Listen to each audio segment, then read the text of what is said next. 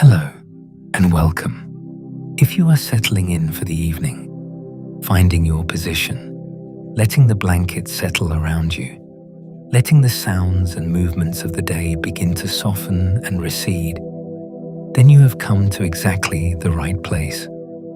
This is the Science Channel for Sleep, and tonight we are going on a journey through time.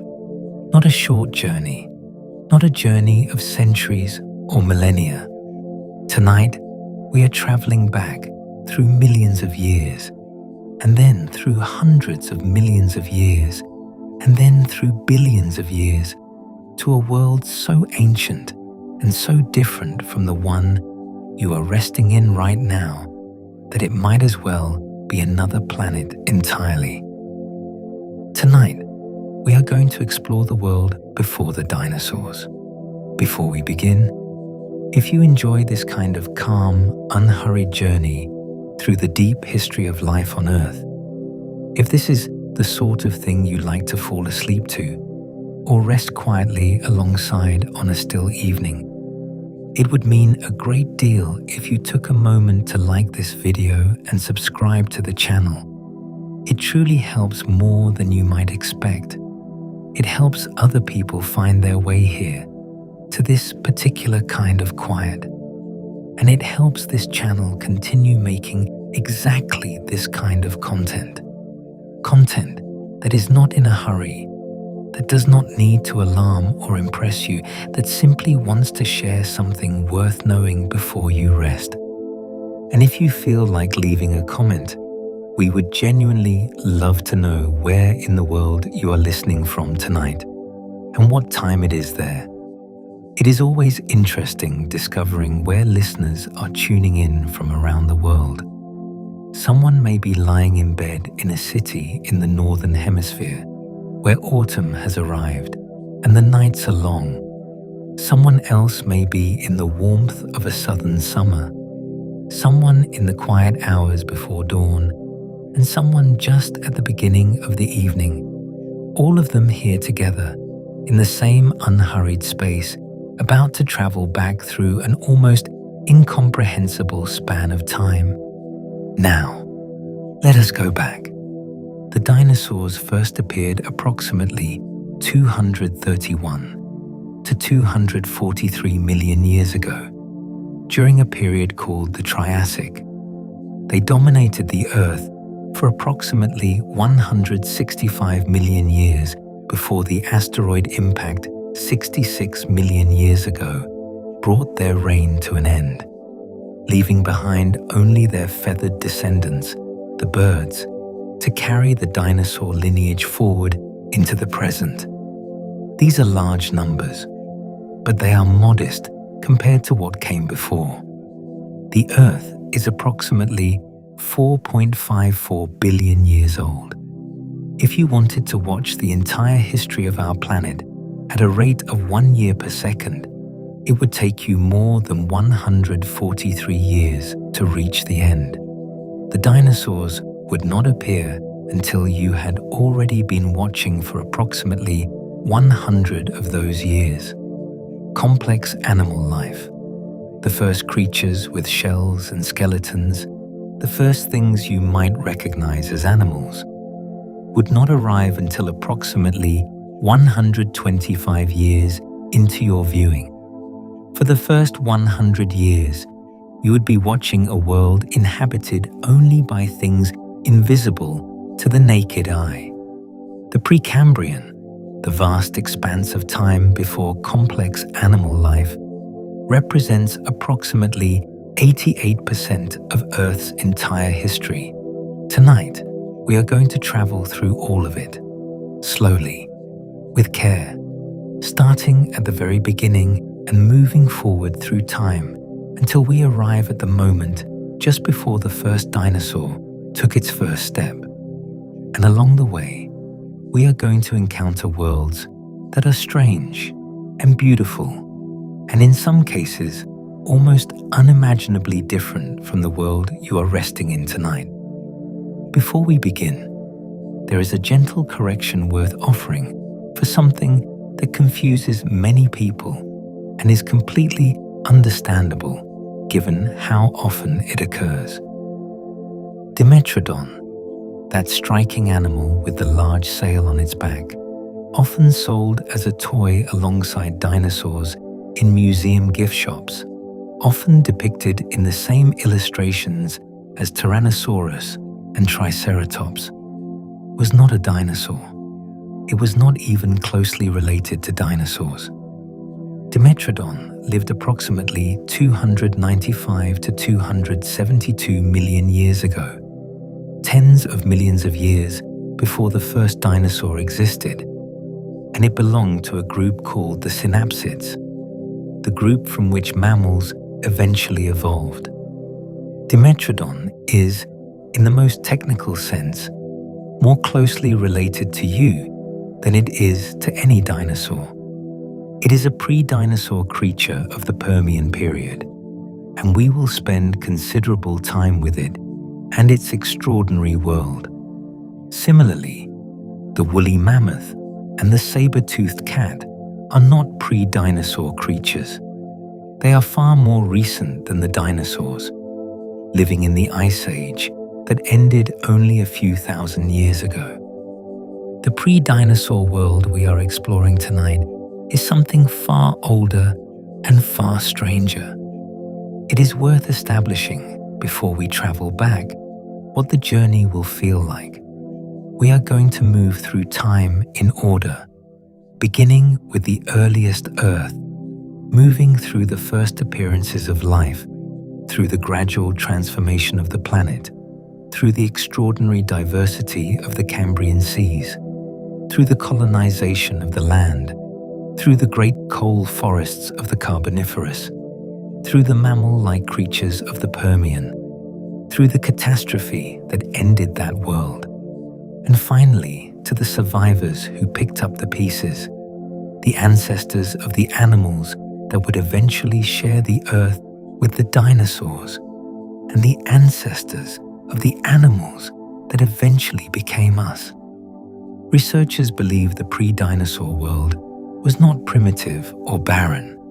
It was home to extraordinary diversity, to creatures of remarkable size and strangeness and sophistication. Some of those creatures have no living relatives. Some left legacies that are woven into everything around you right now. The oxygen in your lungs traces its origin to the pre-dinosaur world. The coal that powered the Industrial Revolution was made in the pre-dinosaur world. The limestone in ancient buildings was built by pre-dinosaur organisms. The insects in your garden are pre-dinosaur animals in the most literal sense. Insects evolved before the first dinosaur. The world before the dinosaurs is not gone. It is all around us. It is us. Let us begin at the very beginning, with a world of fire and ocean and no life at all. That is where we are going next. Close your eyes and imagine a world without anything familiar.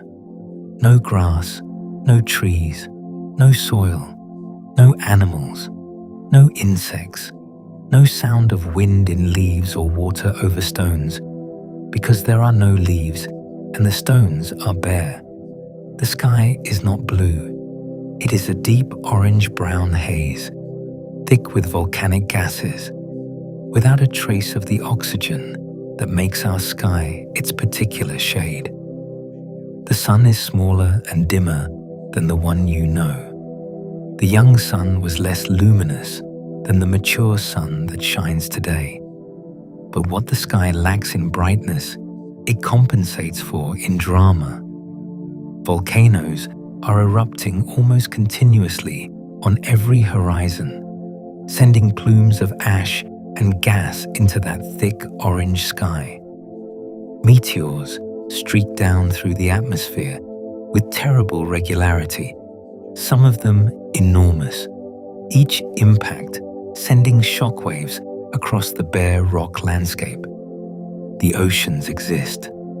They have been forming for millions of years as the Earth cools. Water vapor released from volcanic eruptions condensing and falling as rain, filling the basins of the young planet's crust.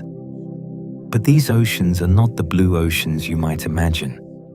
They are warm, perhaps very warm, perhaps approaching boiling near the volcanic vents that line the sea floor. They are dark, greenish or brownish, filled with dissolved minerals and volcanic gases. There are no fish in them. There are no shells, no corals, no seaweed. There is, as far as the eye can tell, nothing at all. This is the Hadean Aeon. It is named for Hades, the Greek underworld, because the scientists who named it thought the name appropriate for what early Earth was like, and it lasted from the formation of the Earth approximately 4.54 billion years ago to approximately 4 billion years ago. During the Hadean, the Moon was much closer to the Earth than it is today. The gravitational pull of that nearer moon raised tides of extraordinary magnitude, not the gentle tides of a few meters that we know today, but tides that may have reached hundreds of meters in shallow seas, churning the early ocean and driving the chemistry of the water with tremendous energy. Some researchers believe these enormous tidal forces may have played a role in concentrating the chemical building blocks of life, mixing and agitating the early ocean in ways that promoted the chemical reactions that would eventually produce living things.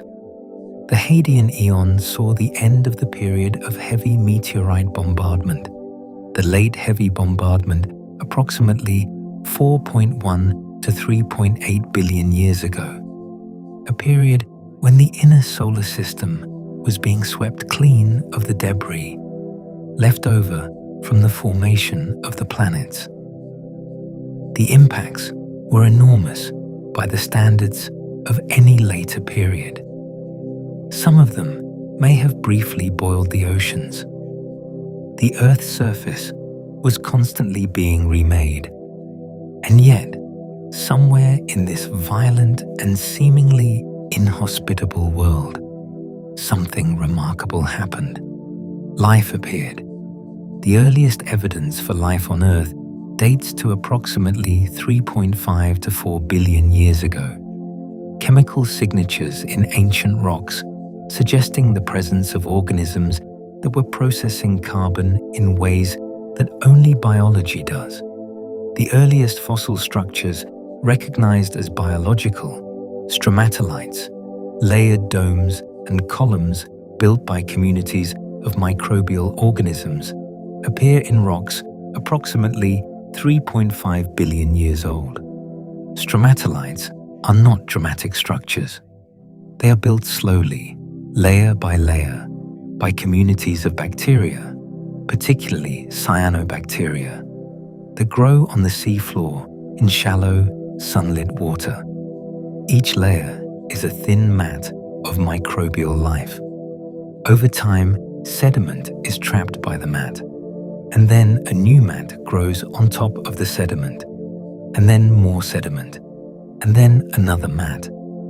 Layer by patient layer, over thousands of years, the dome or column grows.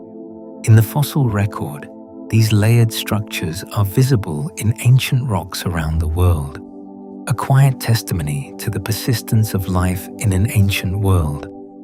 The Archean Aeon followed the Hadean, running approximately from 4 billion to 2.5 billion years ago. During the Archean, the Earth's surface began to stabilize. The first stable pieces of continental crust, the ancient cores that geologists call cratons, began to form. Rocks from this period still survive in Canada, Greenland, Australia, and southern Africa, some of them more than 4 billion years old, among the oldest rocks on Earth. And the cyanobacteria were working. Slowly, generation by generation, over hundreds of millions of years, the photosynthetic bacteria in Earth's shallow seas were doing something that would transform the planet entirely.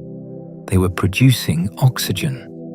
Photosynthesis, the process by which organisms capture energy from sunlight and use it to convert carbon dioxide and water into organic molecules, releases oxygen as a byproduct. For most of the Archean, this oxygen was immediately absorbed by dissolved iron in the ocean, reacting to form iron oxides that sank to the sea floor. The evidence of this process is preserved in what geologists call banded iron formations, striking layered rocks with alternating bands of red iron-rich material and grey chert, visible today in places like the Pilbara region of Western Australia and the Hamersley Range. But approximately 2.4 billion years ago, something shifted. The dissolved iron in the oceans was used up. Oxygen began accumulating in the water and then escaping into the atmosphere. This was the Great Oxidation Event, one of the most significant transitions in the history of life on Earth. The Great Oxidation Event was, paradoxically, a catastrophe for most life that then existed.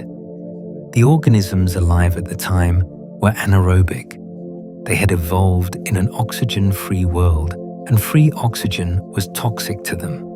The sudden accumulation of oxygen in the atmosphere drove most of the existing microbial life to extinction or to refuges where oxygen could not reach.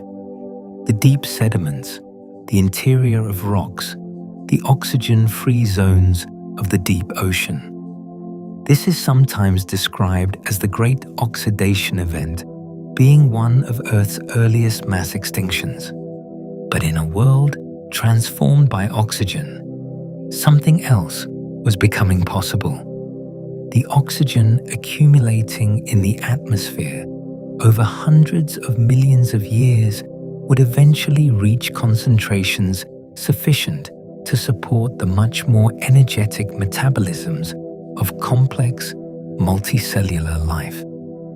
The oxygen the cyanobacteria were producing would become the oxygen that all animals, including every creature we will encounter in tonight's journey, would eventually depend upon to breathe. Every breath you take contains oxygen that is the accumulated product of billions of years of bacterial photosynthesis. The pre-dinosaur world is in your lungs right now as you rest. In the early Archean, none of this could have been predicted. There was simply the warm, dark ocean, the volcanic sky, and the patient, invisible, world-transforming work of the earliest life. The work continued, and over time, it changed everything. That is where we are going next. Imagine the Earth covered in ice. Not the polar ice caps of the world you know, which cover roughly 10% of the planet's surface. Not the glaciers of the last ice age, which at their maximum covered perhaps 30%. Imagine something far more complete. A world in which the glaciers have advanced from the poles all the way to the equator, in which the tropics are frozen, in which the entire surface of the planet is buried under ice sheets kilometers thick, in which even the oceans are frozen solid to depths of perhaps a kilometer or more, with only the thinnest skins of liquid water surviving at the very bottom of the sea near hydrothermal vents. This may be what happened to the Earth several times during the Proterozoic Eon, the long middle period of Earth's history running approximately from 2.5 billion to 541 million years ago. These episodes are called snowball Earth events. The evidence for them is preserved in the rocks, glacial deposits, the characteristic scratches left by moving ice on the underlying bedrock, the jumbled mixtures of boulders and fine sediment that glaciers leave behind, found in rocks that were formed at tropical latitudes. How we know those rocks formed at the tropics is through paleomagnetism, the directions of ancient magnetic fields frozen into the rocks when they solidified, which tell us how far from the magnetic pole they formed. And those directions say, unmistakably, that glacial deposits were forming at the equator. Snowball Earth events appear to have occurred approximately 700 to 635 million years ago, perhaps more than once. The causes are still debated, but one contributing factor may have been the arrangement of the continents at the time, which may have reduced the absorption of solar heat and allowed ice to begin advancing. The escape from Snowball Earth likely came from volcanic carbon dioxide. Even under the ice, volcanoes continued to erupt, releasing carbon dioxide into the atmosphere. Normally, carbon dioxide is removed from the atmosphere by the chemical weathering of rocks, a process that requires liquid water. But under a global ice sheet, weathering essentially stops. Carbon dioxide accumulates year after year until the greenhouse warming it provides is finally enough to begin melting the ice. When it does, the melting is rapid and dramatic, a world of global ice transitioning to a world of warm seas in geological moments. In the long middle stretch of the Proterozoic, something of extraordinary significance was happening in the microbial world, something that would make all complex life possible. Approximately 1.5 to 2 billion years ago, the first eukaryotic cells appeared. A eukaryotic cell is a cell with a nucleus, a membrane-bound compartment containing the cell's genetic material, and with various other membrane-bound structures called organelles. Every cell in your body is a eukaryotic cell. Every plant cell, every fungal cell, every cell of every animal that has ever lived, eukaryotic. The bacteria and archaea that dominated Earth's first 2 billion years are prokaryotes. Their genetic material floats freely in the cell without a containing membrane. The difference between a prokaryotic cell and a eukaryotic cell is enormous in complexity, in capability, in the diversity of life forms it makes possible. How did eukaryotic cells arise? The most widely accepted explanation is endosymbiosis, a process proposed by biologist Lynn Margulis in the 1960s, initially with considerable skepticism, now universally accepted. The story goes like this. A larger prokaryotic cell engulfed a smaller one. Rather than digesting it, the larger cell and the smaller cell entered into a permanent partnership. The smaller cell, living inside the larger one, provided energy. It was an early form of the bacteria that are today's mitochondria. Over generations, the smaller cell became more and more integrated into the larger one, eventually becoming a permanent resident, an organelle, the mitochondrion. The evidence for this is compelling. Mitochondria still retain their own circular DNA, separate from the nuclear DNA of the cell they inhabit. They still reproduce by dividing, like bacteria. They are the size of bacteria. Their ribosomes, the molecular machines that build proteins, more closely resemble bacterial ribosomes than the ribosomes in the rest of the eukaryotic cell. Mitochondria are ancient bacteria living inside your cells, chloroplasts, the organelles in plant cells that carry out photosynthesis, are similarly descended from ancient cyanobacteria that were engulfed and became permanent residents. The ancestors of every green leaf, every blade of grass, every forest that has ever grown, were once free-living cyanobacteria in an ancient sea. With the eukaryotic cell established, the next great step was the evolution of multicellularity, organisms made of many cells working together. The first multicellular organisms appear in the fossil record approximately 600 to 800 million years ago. They likely arose from colonies of single cells that began to specialize, some becoming surface cells, some becoming interior cells, eventually dividing labor in ways that made the whole more than the sum of its parts.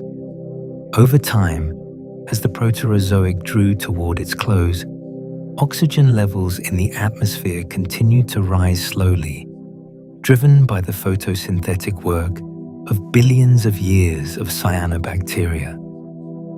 The snowball Earth episodes ended, the continents shifted, the oceans warmed and became more hospitable, and the multicellular life that had been cautiously experimenting with new forms began, in the last tens of millions of years of the Proterozoic, to produce something genuinely new, something visible, something complex, something that, when the conditions were right, would spread across the seafloor and begin to fill the oceans with forms unlike anything that had come before. We are approaching the Ediacaran period, the last chapter of the Precambrian, and the first animals. That is where we are going next. Imagine lying on the floor of a shallow sea. The water above you is warm and clear, lit from above by the sun filtering down through perhaps 30 meters of ocean. The light is gentle, diffuse, moving in slow patterns as the surface of the sea stirs in a mild current. The sea floor beneath you is soft sand and silt, in places covered by thin mats of microbial life. The same kind of bacterial mats that have been growing in the world's oceans for billions of years. But now, something new is here, growing up from the seafloor, anchored by a holdfast buried in the sediment. A frond rises, a delicate, branching, leaf-like structure, perhaps 15 centimeters tall, perhaps 30, perhaps more, swaying very gently in the current. It is not a plant. There are no plants yet. It is an organism whose nature paleontologists are still debating today. An animal, perhaps, or a giant single cell, or something that does not fit neatly into any modern category of life. It does not have a mouth or eyes or any structure you would recognize. It simply grows and waves and absorbs whatever nutrients drift past it in the water. Nearby, something else. A disc-shaped organism lying flat on the seafloor. 3 blades radiating from the center, arranged with threefold symmetry. No animal alive today has threefold symmetry.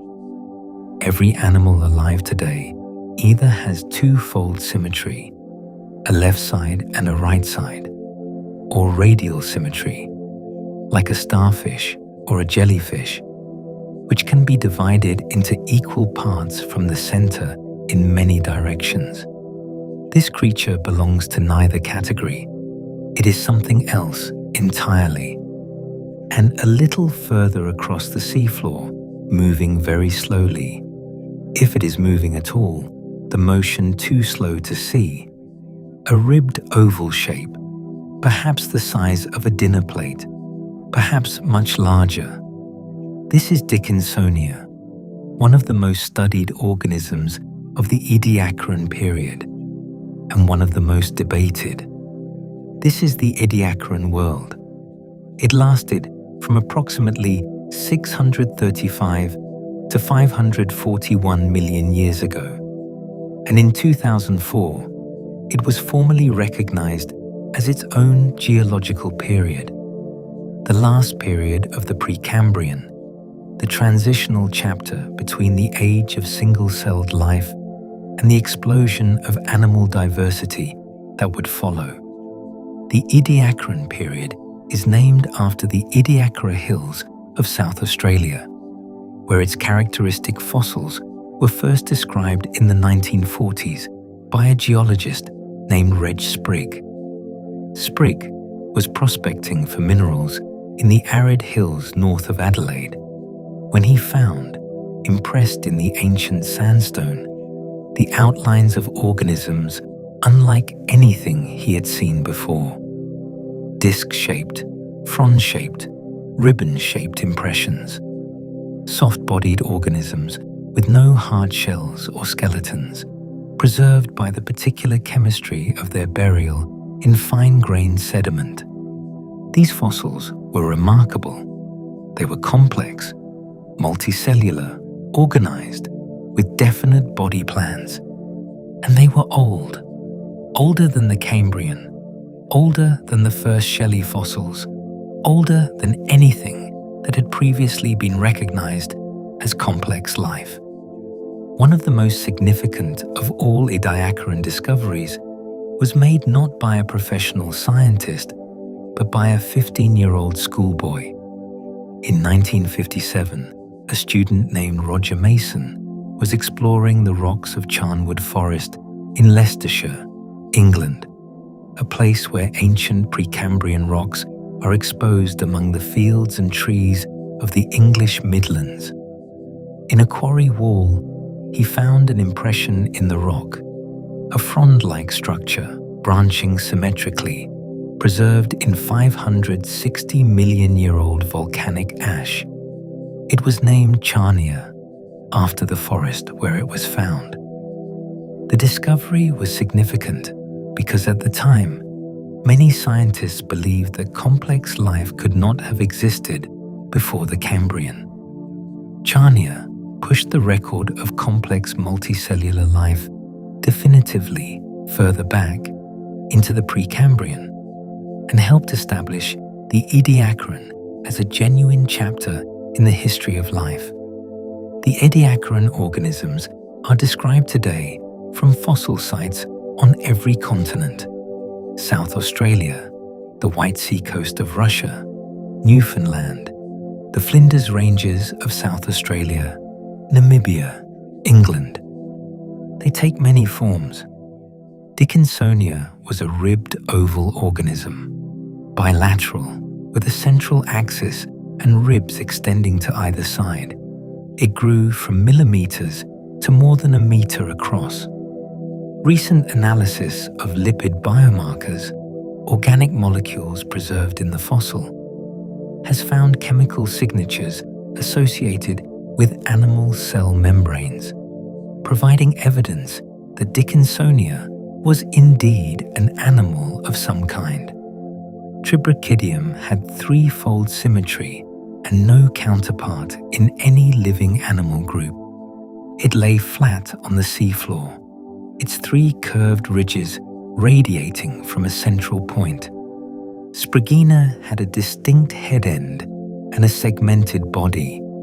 It has been interpreted by some researchers as an early bilateral animal, perhaps a distant relative of later arthropods. The Ediacaran world appears to have been largely peaceful in ecological terms. There is very little evidence of active predation. No burrows showing organisms fleeing. No shells evolved as protection against something trying to eat them. The seafloor was a place where organisms grew, spread, and absorbed nutrients from the water above them, without the constant evolutionary pressure of being hunted. Researchers believe this world of relative peace came to an end as the Ediacaran transitioned into the Cambrian.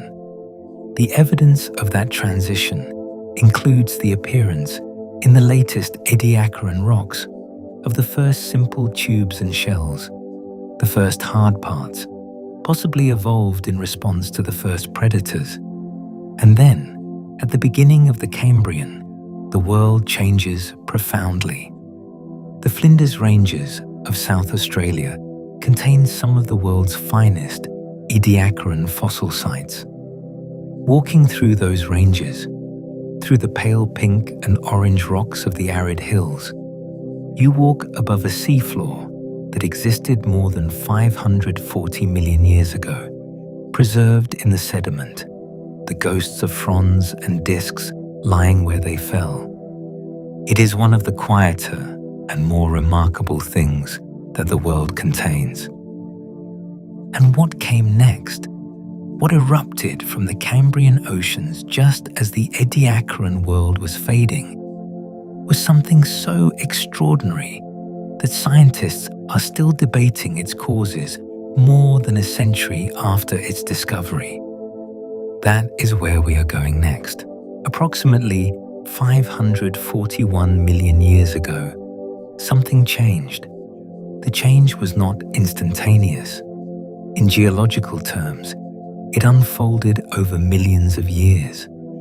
But by the standards of the 4 billion years of life that had preceded it, it was extraordinarily fast. And what emerged from it was the animal world as we know it, or rather, the foundations of the animal world, the first expressions of the major body plans that all subsequent animal life would be built upon.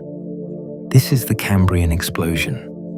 The Cambrian period ran from approximately 541 to 485 million years ago, and it saw the appearance in the fossil record of most of the major animal phyla, the broad categories of animal body plans that exist today: arthropods, mollusks, echinoderms, chordates, the group that includes all vertebrates, and many others, some with no living representatives at all, whose strange forms have been preserved in extraordinary detail in a handful of remarkable fossil sites around the world. To understand the Cambrian Ocean, you have to first set aside the image of a modern ocean. There are no fish yet, or rather, there are only the earliest, most primitive jawless fish, small and rare. There are no sharks, no rays, no whales, no dolphins, no sea turtles. The ocean floor is not carpeted with seaweed. The water column does not contain the rich planktonic life of today's seas. What the Cambrian Ocean does have is an extraordinary profusion of invertebrate life. Creatures with shells and exoskeletons and soft bodies and bristles and spines and claws. An explosion of animal diversity, filling every available ecological role with forms that are sometimes recognizable as distant relatives of modern animals, and sometimes so strange that they resist comparison with anything living today.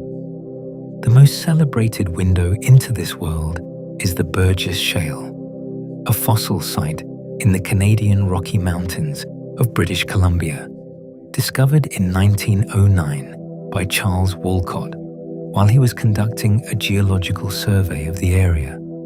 The story goes that his horse stumbled on a slab of shale on a mountain trail, and when the slab broke open, it revealed the fossilized remains of Cambrian sea creatures preserved in extraordinary detail. The Burgess Shale is extraordinary because it preserves not just the hard shells and skeletons of Cambrian animals, but their soft parts as well. The guts, the eyes, the limbs, the bristles and spines, and grasping appendages. Soft-bodied organisms that would normally leave no trace in the fossil record are preserved here in exquisite detail because the mud that buried them was fine-grained and deposited rapidly in the absence of oxygen that would have allowed decomposition. The Burgess Shale is a snapshot of a Cambrian seafloor community, frozen in time with a completeness that has no parallel for most of geological history. Among the creatures preserved there, several deserve a moment of quiet attention. Anomalocaris was the apex predator of the Cambrian seas. It could reach approximately 1 meter in length, enormous by the standards of the world it inhabited, and it used a pair of large, jointed, spiny appendages at the front of its body to grasp prey, drawing them toward a circular, jaw-like mouth composed of overlapping plates. Its large compound eyes, among the largest and most complex of any Cambrian animal, gave it excellent vision. Anomalocaris had no close living relatives. It belonged to a broader group of animals called anomalocaridids that were successful for millions of years and then disappeared. Interestingly, Anomalocaris was not initially recognized as a single animal. Its grasping appendages were first described as a shrimp. Its circular mouth was first described as a jellyfish. It was only when a complete specimen was found that paleontologists realized these fragments were parts of the same creature. Hallucigenia was named for its bizarre and dreamlike appearance. It walked on a row of stiff spines and had a row of tentacles along its back, each tipped with a claw. When it was first reconstructed, scientists got it upside down. The spines were interpreted as legs, the tentacles as some kind of dorsal organs. The correct orientation was only established in 1991. Hallucigenia is now understood to be a distant relative of modern velvet worms, but its Cambrian form was stranger than any of its living descendants. Opabinia had 5 eyes, arranged on raised stalks above its head, and a flexible proboscis extending from the front of its body, tipped with a grasping claw. It had a segmented body and paddle-like flaps along its sides for swimming. When it was first described to a scientific conference in 1972, the audience reportedly laughed, not from disrespect, but from the sheer strangeness of the creature. It has no known living relatives. The trilobites were also there, in the Cambrian, the iconic 3-lobed arthropods whose fossils are found in Paleozoic rocks on every continent, common enough to be sold in mineral shops worldwide. They first appeared at the very beginning of the Cambrian and would persist for nearly 300 million years. Through the Cambrian, through the Ordovician, through the Silurian, through the Devonian, through the Carboniferous, through the Permian, survivors of multiple mass extinctions, before finally being eliminated by the greatest extinction of all. And in the Cambrian seas, the very first vertebrates were making their appearance. Small, soft-bodied, jawless creatures swimming through the water. They were not impressive animals by the standards of what vertebrates would eventually become, but they were the beginning of the lineage that would eventually produce fish and amphibians and reptiles and mammals and birds and human beings. The Cambrian explosion was not caused by any single event, and its causes are still debated. Researchers believe the rising oxygen levels in the atmosphere and ocean may have made more energetic, active lifestyles possible. The evolution of eyes, which appears to have occurred multiple times independently during the Cambrian, may have triggered an evolutionary arms race between predators and prey, each evolving faster in response to the other. The increased calcium in Cambrian seas may have made it easier to build shells. Whatever the causes, the result was a world transformed. a world of extraordinary animal diversity, strange and beautiful and unlike anything that had come before. And from the Cambrian, life would only continue to expand and diversify, filling the seas, and then the land, and then the sky. That expansion into the seas of the Ordovician and Silurian and towards the first tentative colonization of the land is where we are going next. In the tens of millions of years following the Cambrian explosion, the oceans continued to fill, not slowly and tentatively, the way the Cambrian had begun, with strange and isolated experiments in animal form, but with increasing richness and complexity, with communities of organisms developing intricate relationships, filling every available ecological role, building ecosystems of a depth and interconnection that had not previously existed on Earth. The Ordovician period ran from approximately 485 to 444 million years ago. To stand on the seafloor of an Ordovician ocean, if such a thing were possible, would be to stand in one of the most biologically rich environments Earth had yet produced. It would also be to stand in a world without anything above the waterline worth looking at. The land, for most of the Ordovician, was bare rock and thin mats of algae and primitive organisms, a barren, windswept landscape with none of the color or movement of later periods. But the sea was another matter. The Ordovician seas had one of the highest sea levels in Earth's history. Much of what is now dry land, large portions of North America, Europe, and other continents, was covered by warm, shallow inland seas. These seas were extraordinarily productive. In the shallower water, the first coral reefs were appearing, built not by the scleractinian corals that construct today's reefs, but by two now extinct groups called tabulate corals and rugose corals.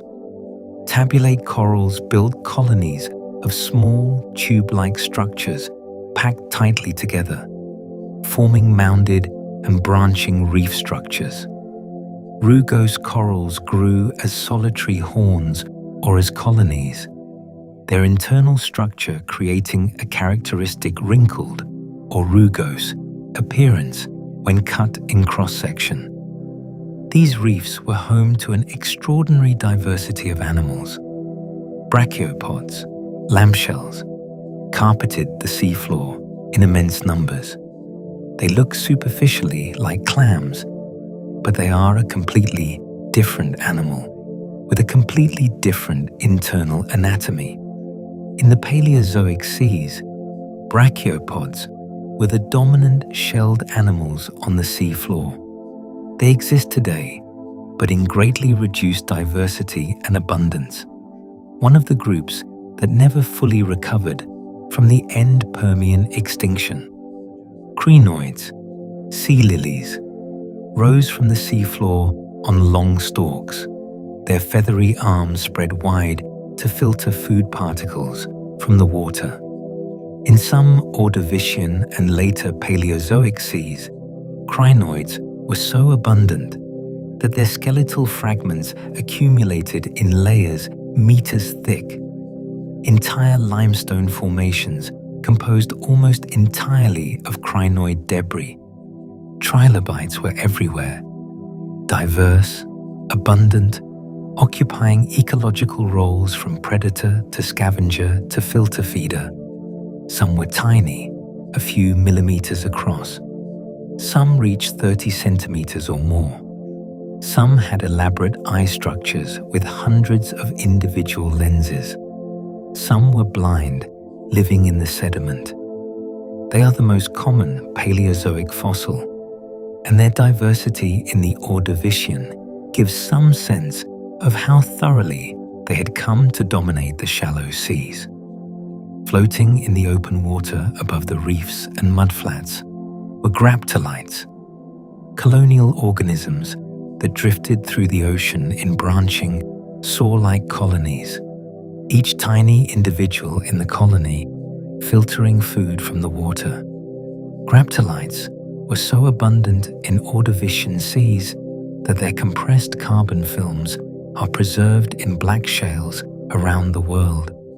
They are so characteristic of specific time intervals that geologists use them to date rocks. Index fossils for the Ordovician and Silurian, and patrolling the deeper water, hunting everything below them in the food chain, were the nautiloids, the ancient relatives of the modern nautilus. Some Ordovician nautiloids were enormous, reaching several meters in length, with straight or gently curved shells enclosing a sophisticated predator. They were among the largest animals in the Ordovician Sea, and some of the most effective predators the world had yet produced. The end of the Ordovician, approximately 444 million years ago, was marked by the second largest mass extinction in Earth's history. The cause appears to have been a brief but severe glaciation, possibly triggered by the movement of the continent Gondwana over the South Pole, which lowered sea levels, cooled the seas, and disrupted the shallow marine environments where most Ordovician life was concentrated.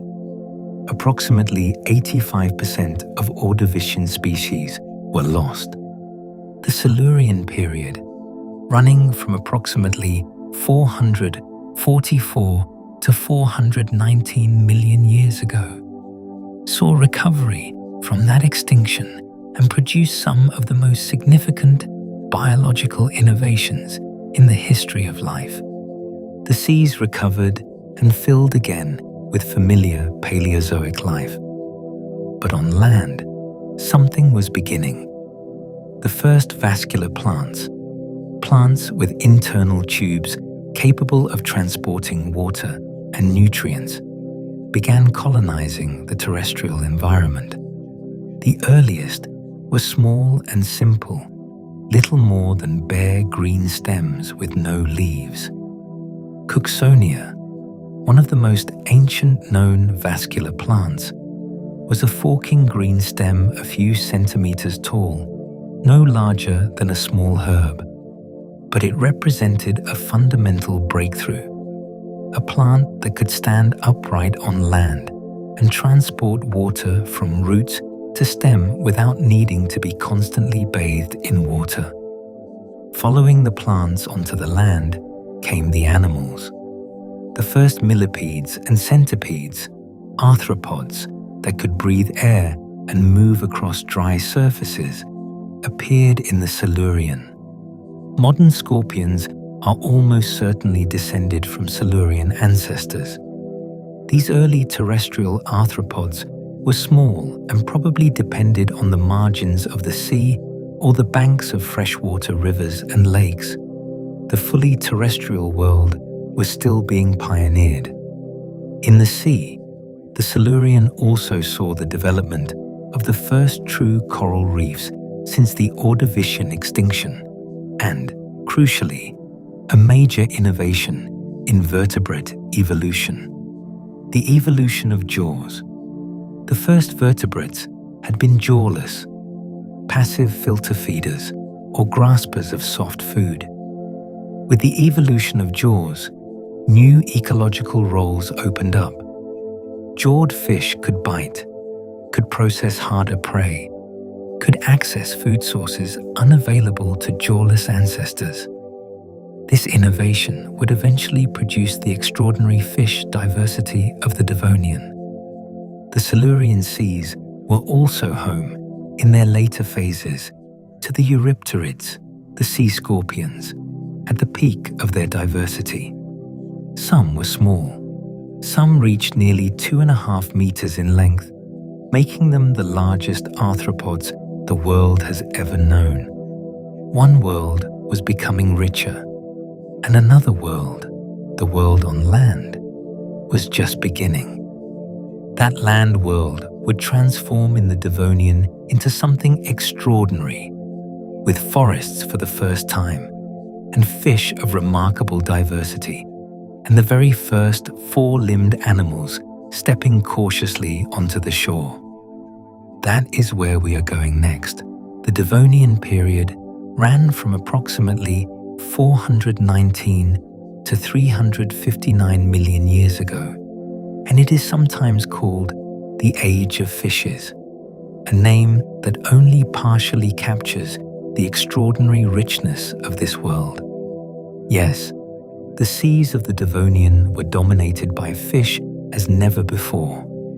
Fish of sizes and forms and ecological diversity that the world had not previously seen. But the Devonian was also the period when the first forests appeared on land, when the first trees rose into a sky that had never before had trees in it, when the first four-limbed vertebrates stepped out of the water and onto the shore, tentatively, unsteadily, beginning a journey that would eventually lead to every land animal that has ever existed, including us. The Devonian was a world in profound transformation. Begin in the sea.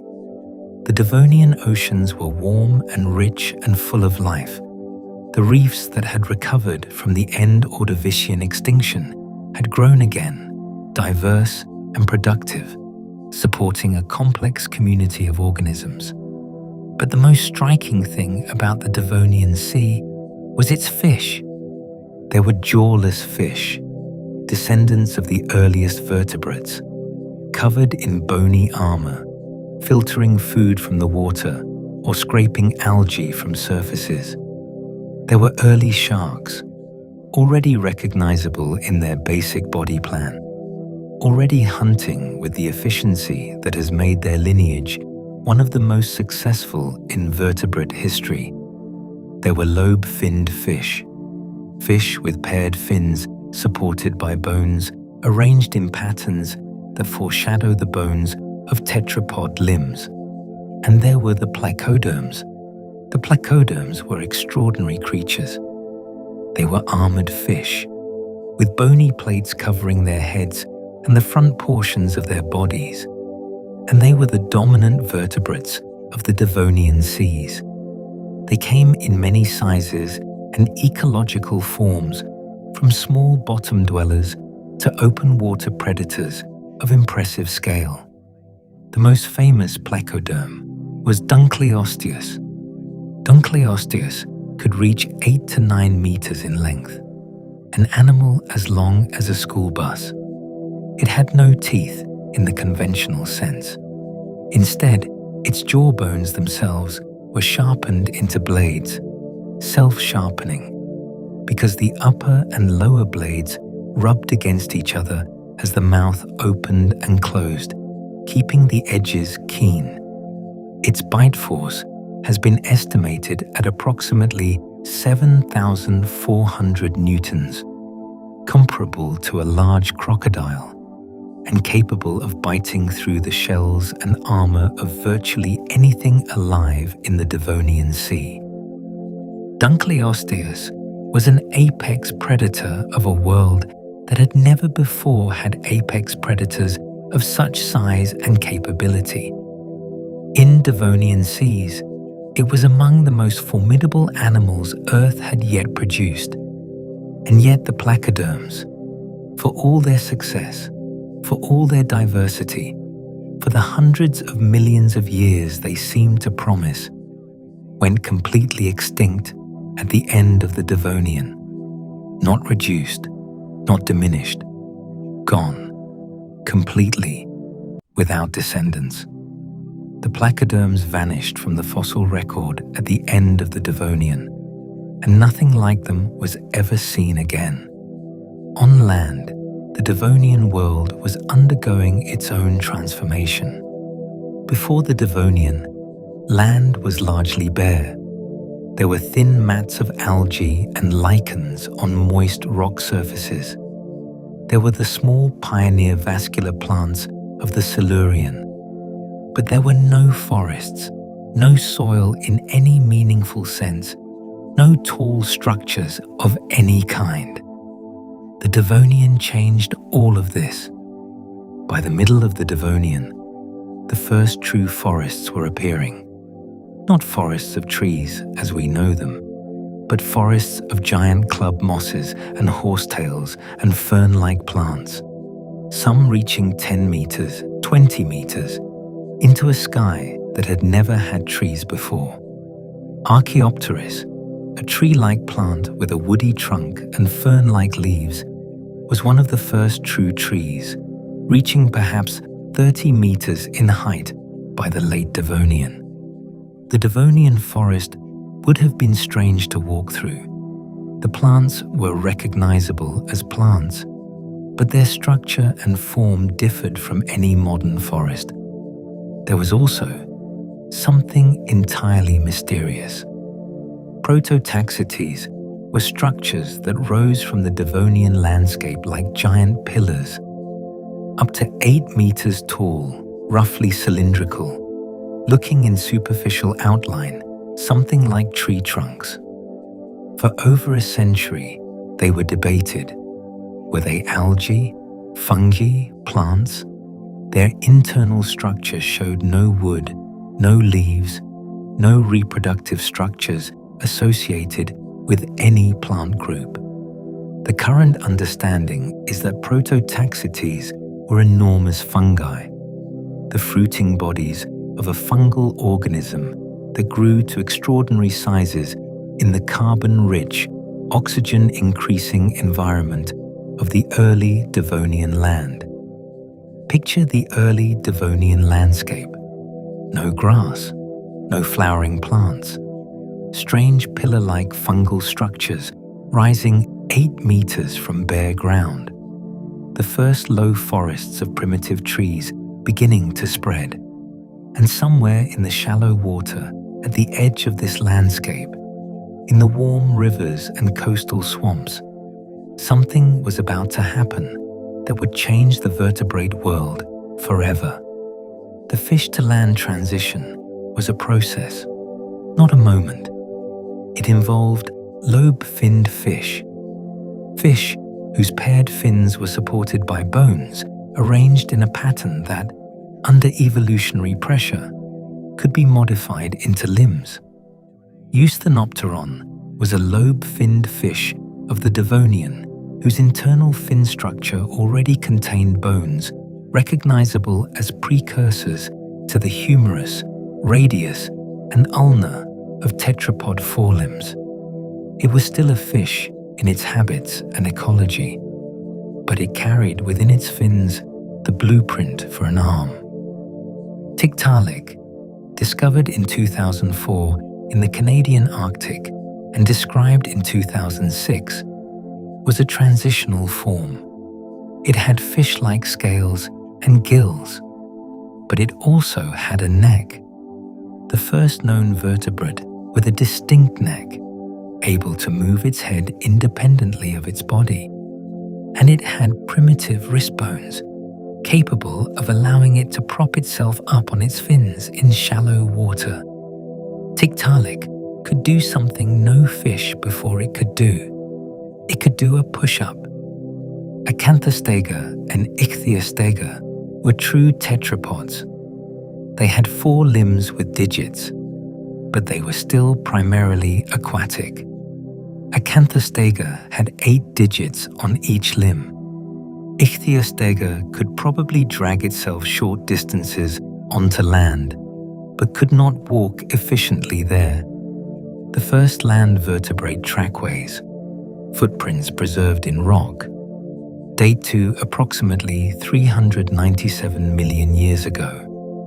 4-limbed animals were stepping onto land, cautiously, in the warm, shallow margins between water and shore.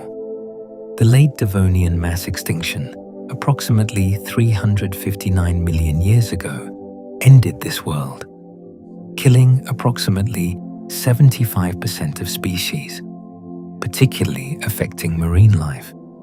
The cause is still debated, but enough survived. And what followed? In the warm, oxygen-rich, forest-covered world of the Carboniferous, would produce some of the most spectacular life Earth has ever known. That is where we are going next. Imagine a forest at night. Not a modern forest, not the temperate woods of today, with their familiar oaks and beeches and firs. Something older, something stranger, something that, if you were to stand in it, would feel at once like a forest and not like a forest. The basic sense of being surrounded by tall growing things would be there, but the details would be wrong in ways that would take a moment to identify. The trees are not quite trees. The tallest of them, lepidodendron, rises 30 meters into the air, but its trunk is not covered in bark. It is covered in a pattern of diamond-shaped scales, the scars left by leaves that have fallen as the plant grew upward. The trunk is almost perfectly straight and cylindrical until near the top, where it branches. The whole structure looks something like a bottle brush of enormous scale, or a column with a feathery crown high above. Beside it, calamites, a giant horsetail, rises 15 meters, its jointed segments visible along its length, its branches arranged in regular whorls at each joint. On the ground, enormous fern fronds spread across the moist forest floor, and mosses carpet the wet soil between the roots. The air is warm and humid, thick with the smell of decomposing vegetation and fungal growth. And the air is different in another way. The oxygen content of the Carboniferous atmosphere may have been approximately 35%, compared to today's 21%. The air in this forest is richer in oxygen than any modern environment. Every breath, if a modern human could somehow be transported here, would carry nearly twice the oxygen of a normal breath. This mattered for the animals of the Carboniferous in ways that are extraordinary to contemplate. Insects breathe through a passive diffusion system. Oxygen moves through tiny tubes called tracheae directly to the tissues that need it, without the assistance of a heart-driven circulatory system carrying oxygen-rich blood. This system works well for small insects, but becomes inefficient at larger body sizes. The diffusion distance becomes too great for adequate oxygen delivery. In an atmosphere with twice the normal oxygen, insects could grow much larger than they can today. And they did. Meganeura was a dragonfly-like insect, technically a griffinfly, belonging to a group called Meganisoptera, with a wingspan of up to 70 centimeters. 70 centimeters, the wingspan of a small seagull. It hunted through the Carboniferous forests, catching smaller insects and possibly small vertebrates. An aerial predator of a scale that no insect has achieved before or since. Flying through these ancient forests on 70-centimeter wings, Meganeura was among the most spectacular aerial animals that has ever existed. It was not alone in its enormity. Arthropleura, a millipede relative, could reach 2.5 meters in length, its armored segments covering the forest floor like an articulated bus. Giant cockroaches, some reaching 10 centimeters or more, were among the most common animals of the Carboniferous forest floor. The Carboniferous was, in very literal terms, the age of giant insects. The forests themselves, so productive, so extensive, so continuously generating wood, were running into an ecological problem. The trees of the Carboniferous forests were producing wood. Specifically, they were producing lignin, the complex polymer that gives wood its structural strength. but the microorganisms and fungi capable of fully breaking down lignin, the white rot fungi, which are the primary decomposers of wood in modern forests, had not yet evolved sufficiently to keep pace with the production of wood in carboniferous forests. Dead wood accumulated, vast quantities of it, layer after layer of fallen trunks and branches, buried under new growth, compressed under sediment, preserved from full decomposition by the waterlogged, oxygen-poor conditions of the swampy forest floor. Over millions of years, this accumulated organic material was compressed, heated, and chemically transformed into coal. The coal deposits that powered the Industrial Revolution, that were burned to produce the steam that drove the machinery that transformed the modern world, are the compressed remains of carboniferous forests. When you see a lump of coal, you are holding the remains of a tree that grew in a forest 300 to 360 million years ago. A tree that was the size of an apartment building, that breathed an atmosphere richer in oxygen than any modern lung has ever experienced, that may have sheltered a giant dragonfly in its crown. The Carboniferous also saw the evolution of the amniotic egg, one of the most significant innovations in vertebrate history. Amphibians, the descendants of the Devonian tetrapods, were the dominant large land vertebrates of the early Carboniferous. They were impressive animals. Eryops was a large amphibian up to 2 meters long, with a broad flat head and a stocky body, a formidable predator on the banks of Carboniferous waterways. But amphibians had a fundamental limitation. Their eggs, like the eggs of modern frogs and salamanders, needed to be laid in water. The embryo developing inside could not survive desiccation. This meant amphibians could not fully colonize the drier parts of the land. Approximately 320 million years ago, a new kind of egg evolved. The amniotic egg had a shell, leathery or calcified, and a set of internal membranes that created a sealed aquatic environment inside the egg. The embryo could develop without access to external water. The egg was, in effect, a portable pond, a self-contained aquatic environment that could be laid on dry land.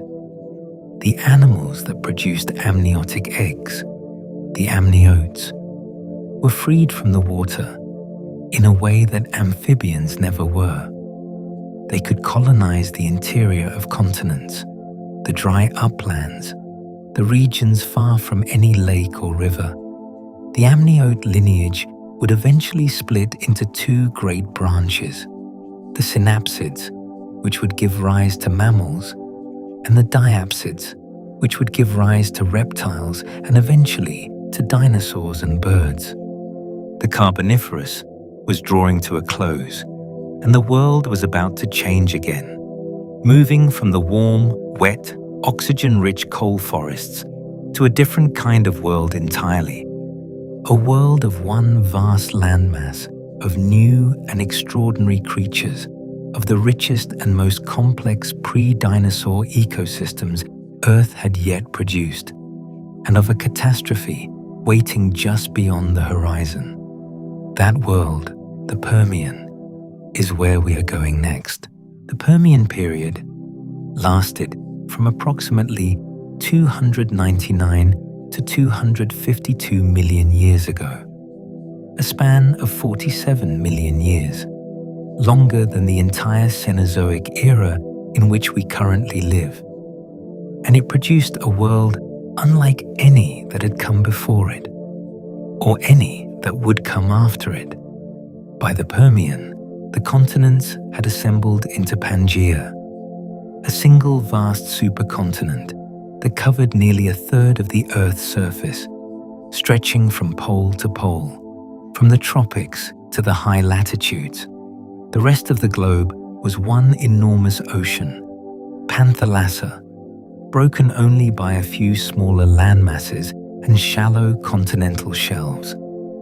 A supercontinent changes everything about a planet's climate.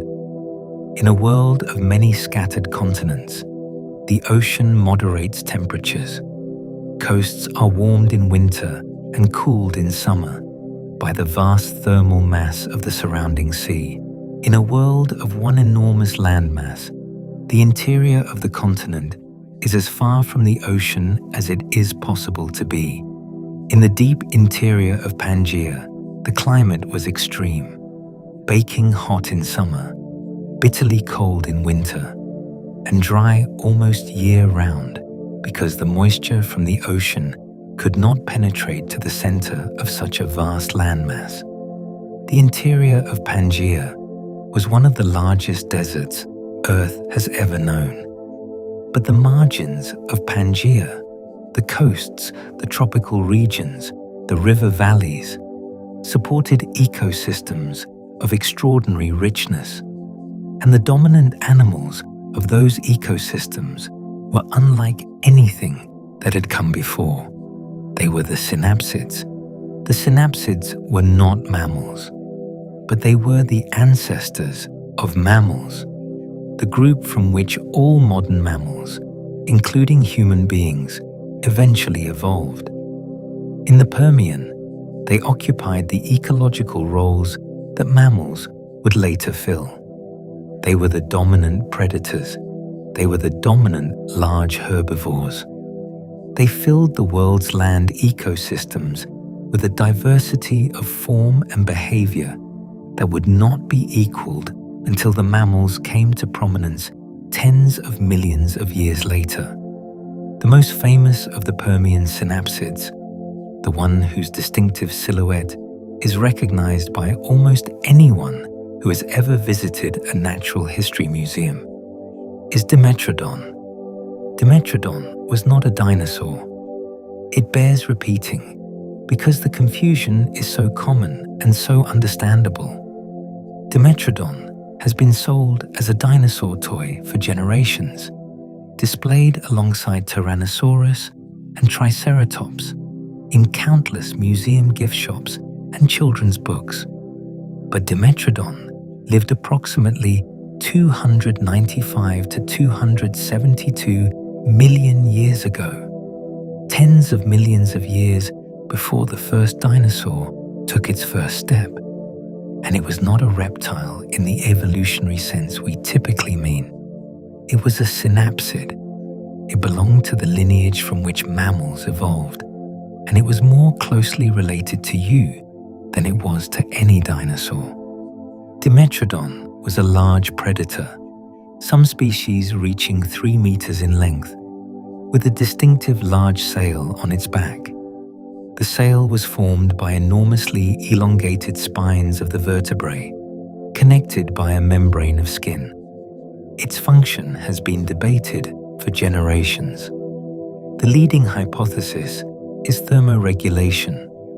By orienting the sail toward the sun in the morning, Dimetrodon could warm its blood faster than a rival without a sail, becoming active earlier in the day and gaining a competitive advantage. In the afternoon heat, it might have oriented the sail away from the sun to cool down. The Gorgonopsians were among the most dramatic Permian predators. They were larger than Dimetrodon in some species, reaching 3 meters or more, and they carried weapons that would not be equaled in their drama until the saber-toothed cats of the Pleistocene appeared more than 250 million years later. Their canine teeth were enormously elongated, curving sabers of bone reaching past the lower jaw when the mouth was closed, designed for plunging into large prey and opening wounds rather than for crushing bone in the manner of modern carnivores. A Gorgonopsian hunting on a Permian floodplain, stalking through the ferns and seed-bearing plants of the Pangaea margin, was among the most formidable predators Earth had yet seen. They were also, in evolutionary terms, on the way to becoming mammals. Their body posture was increasingly upright compared to their ancestors. Their teeth were increasingly differentiated. Incisors for cutting, canines for stabbing, cheek teeth for processing food.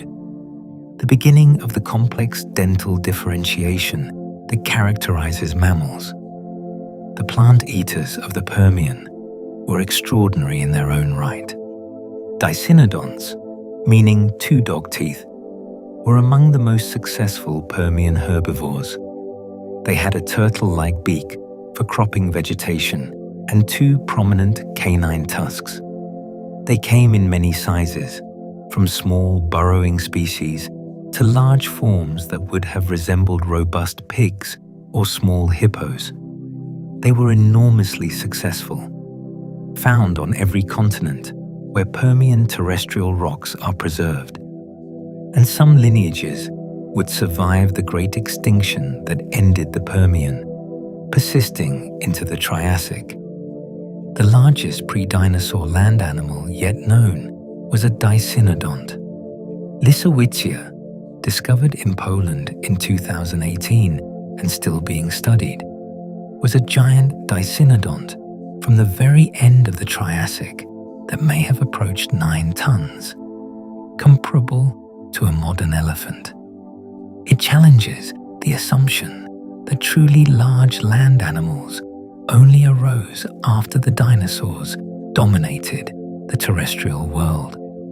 Trilobites were still present in the Permian seas, survivors from the Cambrian, persisting through the Ordovician extinction and the Devonian extinction, and the smaller Carboniferous crises. They were reduced in diversity from their Paleozoic peak, but they were still there. The last trilobites would be among the Permian's most poignant casualties.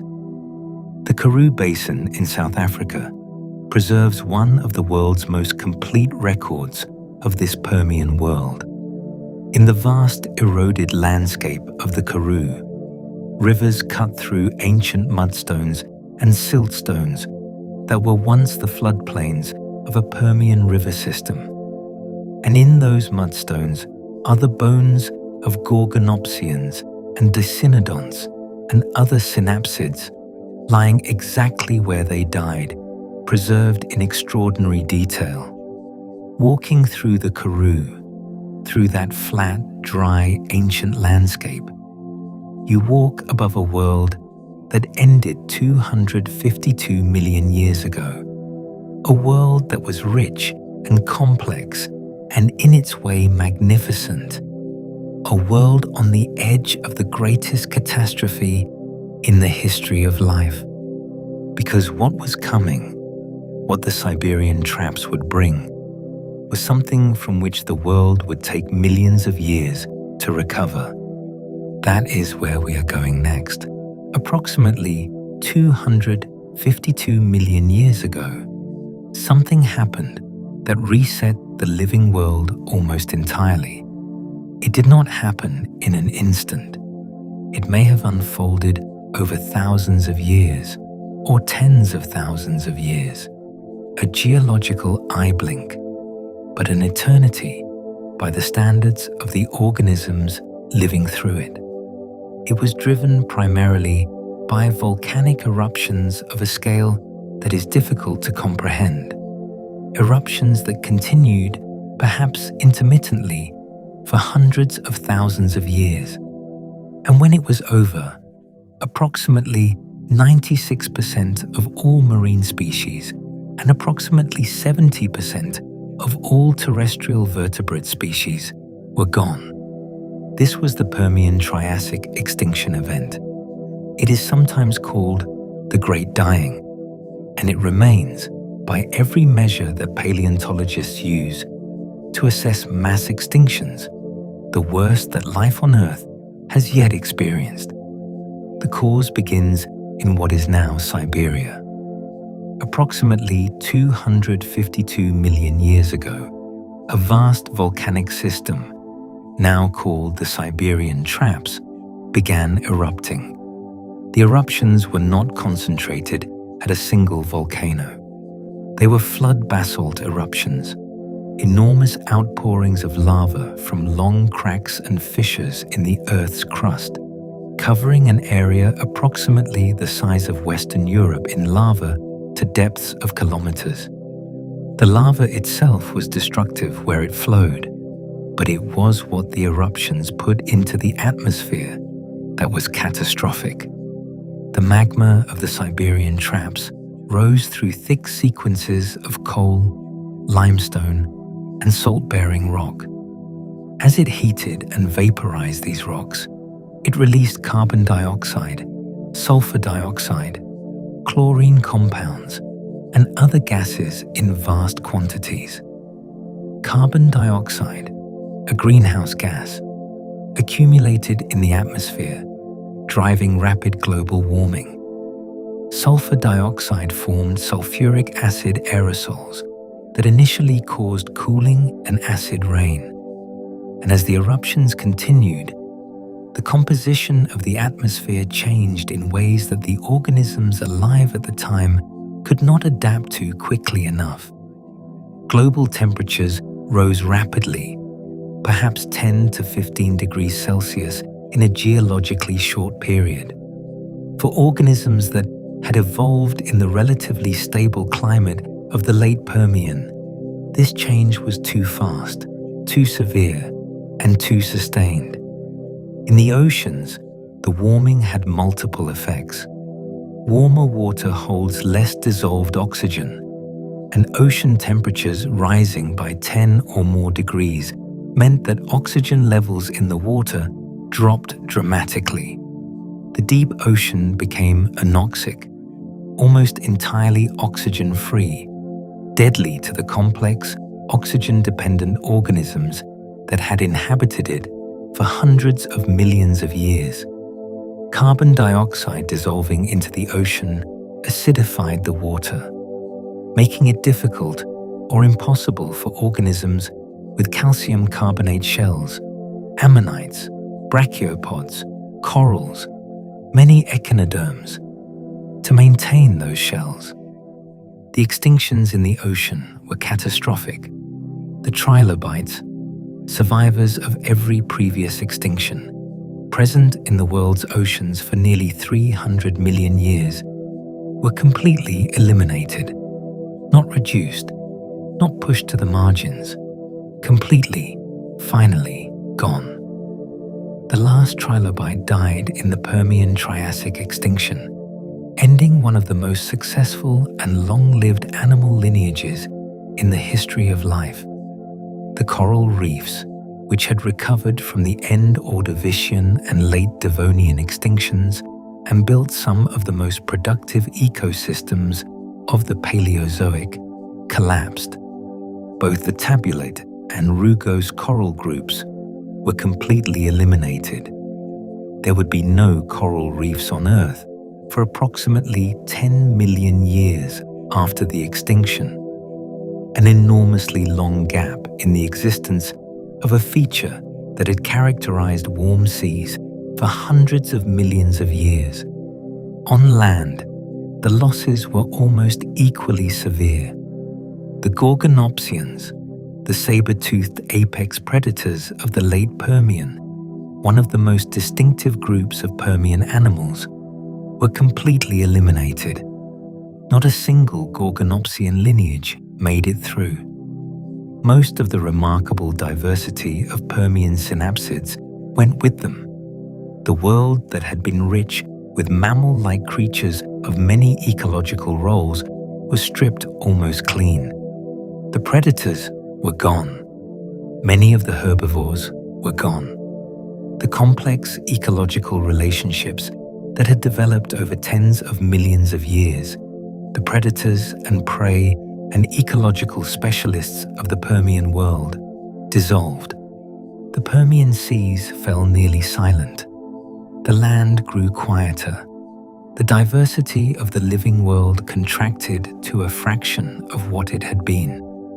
Researchers believe the recovery from the Permian-Triassic extinction was the longest of any mass extinction in Earth's history, taking approximately 10 to 30 million years before diversity approached pre-extinction levels. For millions of years, the world was dominated by a small number of opportunistic species, the ecological equivalents of weeds, organisms that could survive in degraded environments, reproduce quickly, and endure the unstable conditions of the post-extinction world. The most dramatic of these survivors, the animal that came to dominate the barren aftermath, was a small, pig-sized dicynodont called Lystrosaurus. Lystrosaurus was not a spectacular animal.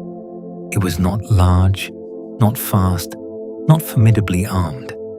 It had a blunt beaked face, two small tusks, and a stocky body.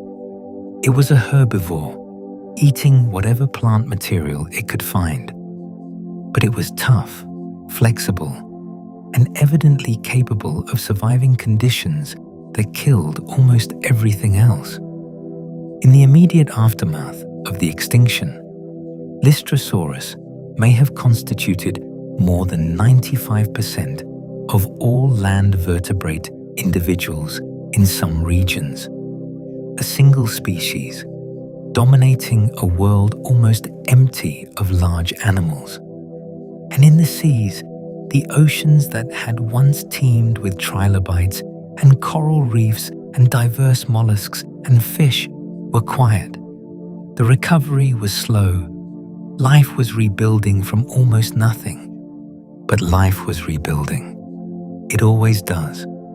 And in the long, slow recovery of the Triassic, in the empty ecological landscape that the extinction had created, new groups were positioning themselves to fill the vacant roles. One of those groups would eventually produce creatures that would rule the Earth for 165 million years. The survivors of the Great Dying and what they became is where we are going next. The world, in the immediate aftermath of the Permian-Triassic extinction, was a diminished place. Imagine walking through it. Or rather, imagine the inability to walk through anything recognizable. The forests that had covered the equatorial margins of Pangaea were gone. The ferns and seed plants and tree-sized club mosses had been devastated. In the early Triassic, the land was largely covered by what geologists call disaster taxa, fast-growing, stress-tolerant organisms that thrived in disturbed environments.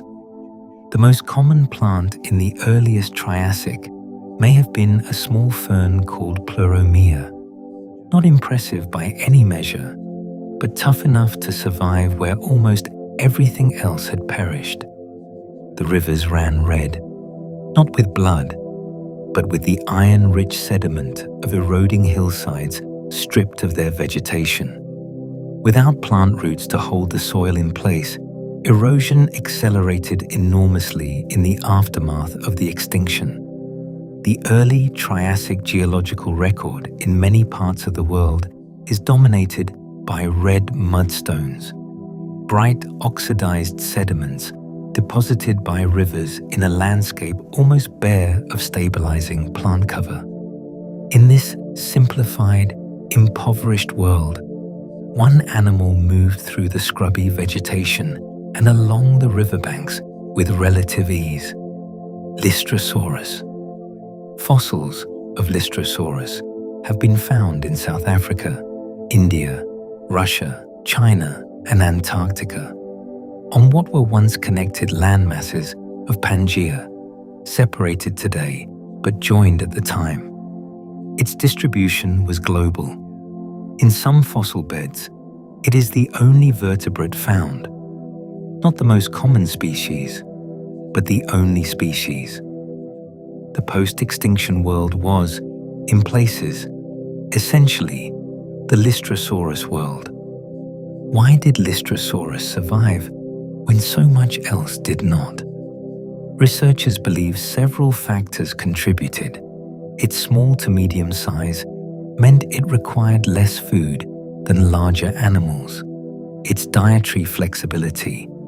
It appears to have been a generalist herbivore, able to process a wide range of plant material, meant it could eat whatever was available in a simplified post-extinction landscape. Some researchers have suggested it may have been capable of burrowing, taking shelter underground during the worst of the environmental extremes, and it lived in freshwater adjacent environments, which appears to have been somewhat buffered from the worst of the extinction's effects.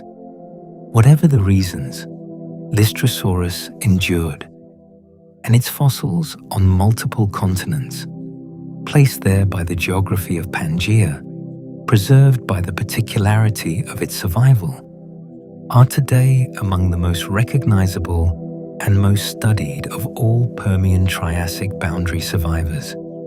The Therapsid lineage, the mammal-like synapsids, did not disappear entirely in the extinction. Several lineages survived, including the Dicynodonts that gave us Lystrosaurus, and the Cynodonts, a group of therapsids that were even more mammal-like in their anatomy, with differentiated teeth, increasingly upright posture, and evidence of increasing metabolic sophistication. The Cynodonts would persist through the Triassic and give rise, in the later Triassic, to the first true mammals. Small, nocturnal, insectivorous animals, living in the shadows of a world increasingly dominated by the archosaurs. Because while the synapsids were struggling to rebuild their post-extinction diversity, another group was taking advantage of the ecological vacuum the extinction had created. The diapsids were a group of amniote vertebrates that had been a relatively minor component of Permian ecosystems. Small, often lizard-like, occupying ecological roles that the dominant synapsids had not yet claimed. In the early Triassic, with the synapsids severely reduced and the ecological landscape wide open, the diapsids began to diversify. Within the diapsids, a group called the archosaurs became particularly significant. Archosaurs are characterized by specific features of their skull and ankle structure, and they are the group that would eventually produce three of the most successful vertebrate groups in Earth's history: crocodilians, pterosaurs, and dinosaurs. In the early and middle Triassic, archosaurs were diversifying rapidly, filling ecological roles as predators and herbivores in the recovering terrestrial world. And approximately 231 to 243 million years ago, in the middle to late Triassic, the first dinosaurs appeared. They were not impressive animals by later standards. The earliest known dinosaurs, animals like Eoraptor and Herrerasaurus from Argentina, Nyasasaurus from Tanzania, were small, bipedal, lightly built. They were carnivores or omnivores, occupying ecological niches that were not yet the dominant ones in the Triassic world. In many Triassic ecosystems, the early dinosaurs were not the dominant animals. Other archosaurs and surviving synapsid lineages competed with them for ecological space. But something was changing. The end Triassic extinction, approximately 201 million years ago, caused by volcanic eruptions similar to those of the Siberian traps, this time from what is called the Central Atlantic Magmatic Province, eliminated many of the competitors of the early dinosaurs. And in the world that followed, the Jurassic, the dinosaurs diversified explosively into the dominant large animals of the land. The story of life before the dinosaurs ends here. Not with the dinosaurs triumphant. They were still small and marginal when our pre-dinosaur story closes, but with the world that produced them. A world rebuilt, slowly and painfully, from the wreckage of the Permian-Triassic extinction. A world in which the survivors, Lystrosaurus and its descendants, the early archosaurs, the first mammal, were picking up the pieces of something almost destroyed and building something new from what remained. Life had survived its worst catastrophe, and in surviving, it had cleared the stage for the Age of Dinosaurs. But before we look at what came next, we want to spend a little time simply visiting some of the most remarkable creatures of this long pre-dinosaur story, standing with them quietly, one by one. That is where we are going next. The pre-dinosaur world did not simply end, it left things behind. Not just fossils in the rock, though it left those too in extraordinary abundance and extraordinary detail. It left living things, it left chemical legacies, it left physical material that we touch and use and depend upon every day, usually without knowing its origin. The world before the dinosaurs is woven into the fabric of the world we inhabit in ways that are sometimes surprising and always worth knowing. Begin with the air. The atmosphere of the Earth is approximately 21% oxygen and 78% nitrogen, with small amounts of carbon dioxide, water vapor, and other gases. The oxygen, the fraction that makes animal life possible, that your body requires for every process that keeps you alive, was not always there. The early Earth had no free oxygen in its atmosphere at all. The oxygen that now makes up a fifth of the air you breathe is the accumulated product of billions of years of photosynthesis, primarily by cyanobacteria in the ancient seas long before any complex animal existed, and then by algae and plants as they diversified through the Paleozoic and beyond. Every breath you take right now is sustained by the work of organisms that lived before the Cambrian, before the trilobites, before the fish, before anything you would recognize as an animal. The oxygen in your lungs is a gift from the pre-dinosaur world, paid forward across more than 2 billion years. Consider what is beneath the ground. In many parts of the world, coal deposits lie beneath the surface, some shallow, some deep, some strip-mined from open pits, some extracted from shafts sunk hundreds of meters into the earth. Coal powered the Industrial Revolution. Coal still generates electricity in many countries today, and coal is carboniferous forest. When you see a lump of coal, that dense, black, carbon-rich rock, you are holding the compressed remains of trees that lived 300 to 360 million years ago. Trees that rose 30 meters into a sky richer in oxygen than any modern atmosphere. Trees that sheltered giant dragonflies and enormous millipedes. Trees whose wood could not be decomposed by the organisms of their time and so accumulated, layer by patient layer, into the deposits that geological time compressed into the material that powered the machines of the modern world. The Industrial Revolution was fueled by sunlight captured by carboniferous trees. The carbon in coal is carbon that those trees extracted from the atmosphere, locked in their wood, and buried. When coal is burned, that ancient carbon is returned to the atmosphere. a reversal of the process that happened 300 million years ago. Oil and gas tell a similar story. Most oil and natural gas deposits are the transformed remains of marine organisms, primarily microscopic algae and the organisms that fed on them, from pre-dinosaur seas.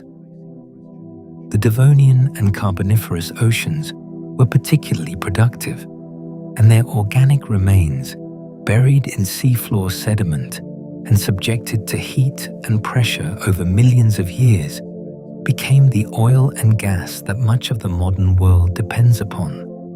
The petrochemicals in plastics, synthetic fabrics, and countless other materials are ancient pre-dinosaur organisms, transformed. Look at a building. Many buildings around the world, cathedrals, civic buildings, homes, are constructed of limestone. Limestone is sedimentary rock formed from the compressed remains of calcium carbonate, the material of shells and skeletons. Much of the world's limestone was deposited in Paleozoic seas. The shells of brachiopods and crinoids and coral and marine algae accumulated on ancient seafloors and compressed over geological time into the pale stone that builders have quarried for thousands of years. The limestone in ancient cathedrals contains, if you look at it with a hand lens, the cross-sections of ancient organisms, shells, skeletal fragments, the outlines of creatures that lived hundreds of millions of years before any human being existed. Now consider what lives around you. Insects evolved in the Devonian period and diversified enormously in the Carboniferous. Every insect you have ever seen, every bee and butterfly and beetle and dragonfly and ant and fly, is the descendant of organisms that were alive before the first dinosaur. Insects are pre-dinosaur animals. They predate the dinosaurs by more than 100 million years. Modern ferns, growing in the shaded corners of gardens and forests, are the diminished descendants of the giants of the Carboniferous forest. Modern horsetails, those curious jointed plants that grow in wet places, are the miniaturized relatives of the calamites that stood 15 meters tall in Carboniferous swamps. Modern scorpions are essentially unchanged from their Silurian ancestors. The same body plan, the same venomous stinger, the same nocturnal hunting behavior. At Shark Bay in Western Australia, living stromatolites grow in the shallow, hypersaline water of the bay. Microbial mats building layered structures identical to the stromatolites of the Archean 3.5 billion years ago. You can walk to the edge of the water and look at life forms that are virtually unchanged from Earth's oldest known organisms. They are still there. They are still building. The horseshoe crab that comes ashore on Delaware Bay beaches every spring is closely related to organisms that lived in Ordovician seas more than 450 million years ago. It has compound eyes. It has a book-gill respiratory system unlike anything in any other living arthropod.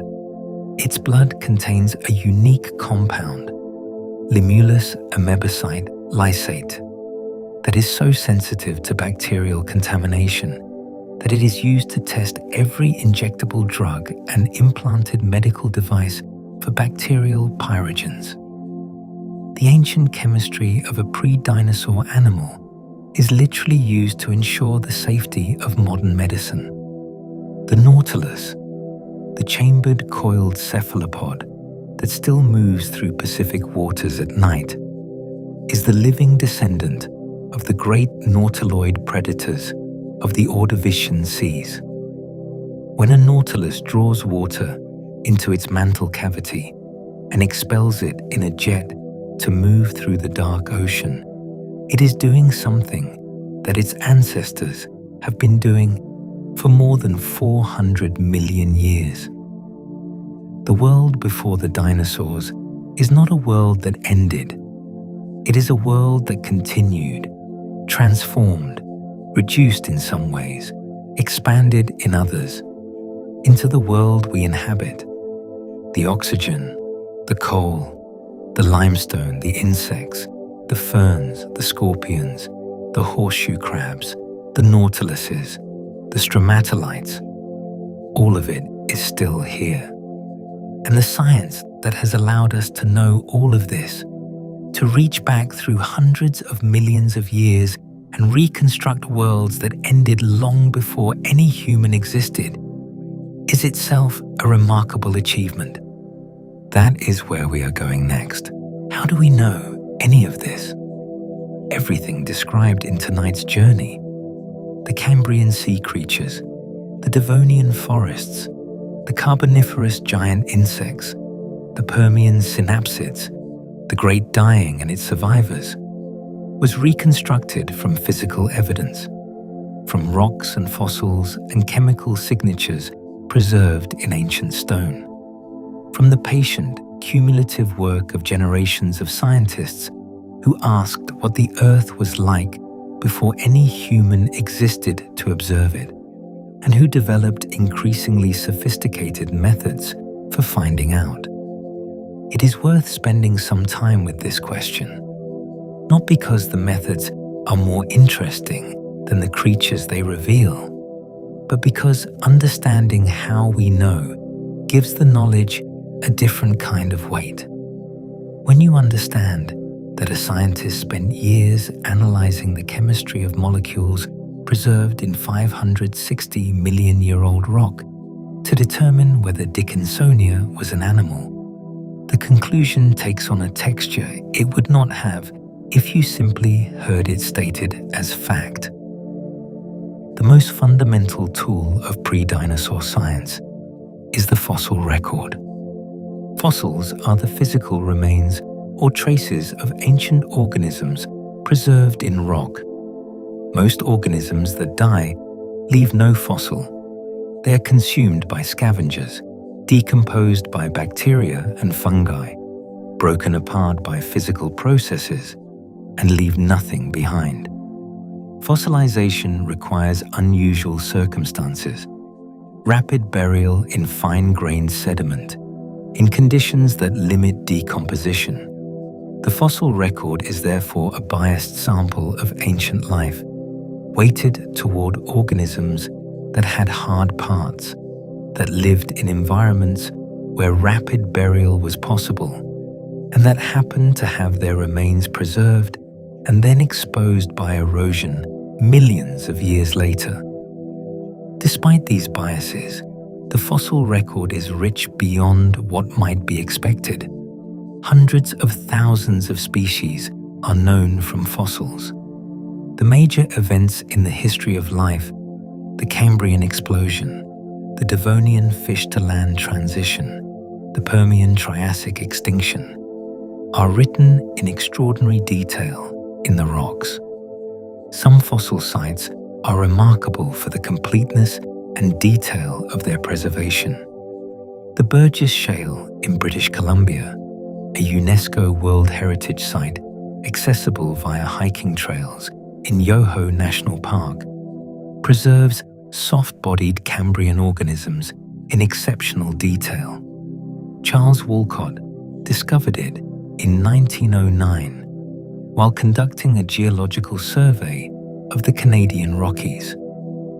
The story that has entered the scientific folklore is that his horse stumbled on a slab of shale on a mountain trail, and when the slab broke open, it revealed the fossilized outline of a Cambrian sea creature preserved with extraordinary clarity. Whether exactly true or embellished in the telling, Walcott did recognize the significance of what the site contained, and he spent years excavating it and describing the organisms he found.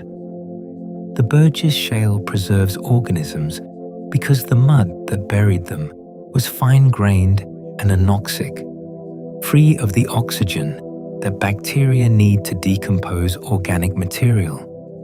The Cambrian sea creatures sank rapidly into this mud, were buried before they could decompose, and were preserved in carbon films and three-dimensional mineral replacements that capture their forms in extraordinary detail.